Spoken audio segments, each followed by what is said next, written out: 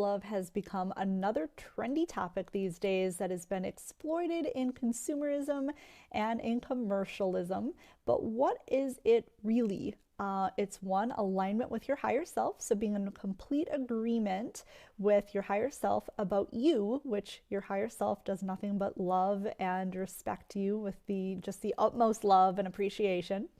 What it is also is a state of appreciation for oneself that supports your physical, psychological, and spiritual well-being and your growth. It is having the highest regard for yourself, your well-being, and your happiness, not settling for less than you deserve. It is loving every version of yourself, the past, the present, and the future without prejudice, and forgiving anything from your past that you have regrets about or that you might find embarrassing or shameful. It's really embracing all of that as just parts of yourself, parts of your growth, parts of who you are and who you were. It is a complete and total acceptance for who you are, who you were, and what you are not. So sometimes people can look at, they want to be everything and they want to be good at everything, and we're not. We're not supposed to be good at everything. It would be very confusing for us. The things that we're naturally passionate about, the things that we're good at, help us navigate what we're supposed to be focusing in on our life. So everybody has strengths, everybody has weaknesses. Some of those weaknesses can be developed and worked on, and some of them just aren't. Not everybody is good at basketball. Not everybody is a good writer. And so the things that you are really good at, to really love those things about yourself, and the things that aren't, just accept it and move on and not think twice about it. And this has to do with your worthiness, and worthiness is part of the foundation of what you create in your life and what you go after, what you ask for, what you think is attainable, how you allow others to treat you. So when people have a problem with worthiness, it really is a core issue with self-love. And so why is self-love really important? What can it help us do? One, it helps us create more balance in our lives and avoid burnout, fatigue, exhaustion by allowing us to have self-care, to love self-care, to know we deserve self-care. And so we listen to our bodies. We eat healthy, but we also indulge. Still meant to be fun. We're still supposed to enjoy life. That's part of self-care too. And find ways to really express ourselves, play, move our bodies. Self-care, we could talk a whole lot longer about that too, but most people generally know what self-care is, knowing they need to rest, knowing they need to be active, eat balanced, all of those wonderful things. It also reduces stress. It helps build emotional resilience, manage anxiety and depression syndromes. It makes us more independent and less codependent because we really start to trust ourselves. We're really true to ourselves.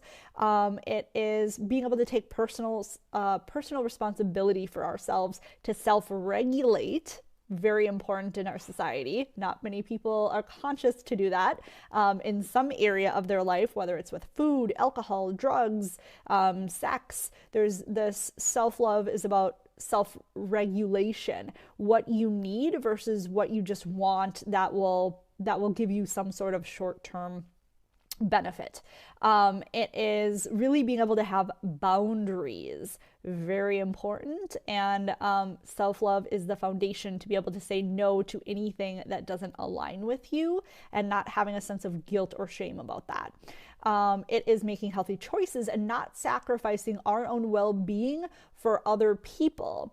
Again, not settling. It is prioritizing ourselves, forgiving ourselves, moving on, and understanding we all make mistakes. We all fail, and failure is only when we stop trying, but we all have these perceived failures that we can work at and keep moving forward from. But it's that forgiveness for all of that. And it's making decisions based on our authenticity and our values and what we actually want to experience, and not making decisions based on we don't want to feel guilty, we're trying to be people pleasers, we're trying to avoid conflict. So it's being really authentic in our lives with our decisions. It is the relationship with yourself, how much you love yourself, respect yourself, teaches other people how to treat you. People aren't going to respect you and be kind to you if you're not kind to yourself. If you're self-deprecating, that even consciously sets a tone for people. They find, okay, if you don't respect yourself, why should I respect you? So it's incredibly important in relationships, and it allows us to not be abused, to not allow toxic people into our life, to not abuse ourselves and not let other people do it. And it allows us to be more successful. One, because you believe you're worthy of success and you will try to attain more. You will ask for more, you will go after more, you'll dream bigger and take the bigger actions required to get to where you want to be.